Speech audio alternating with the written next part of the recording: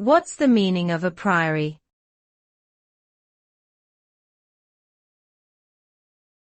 A priori.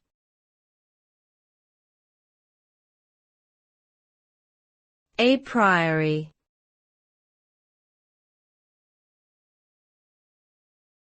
A priori.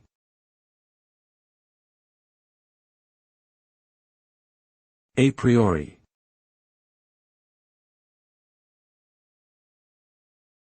The term a priori refers to knowledge or reasoning that is based on theoretical or deductive principles, rather than empirical evidence. It is used to describe knowledge that can be gained independently of experience. This type of knowledge is considered to be innate, and it is often contrasted with a posteriori knowledge, which is derived from experience. An a priori result is one that is known to be true before any empirical data has been collected. Such results are often used as starting points for further investigation or analysis.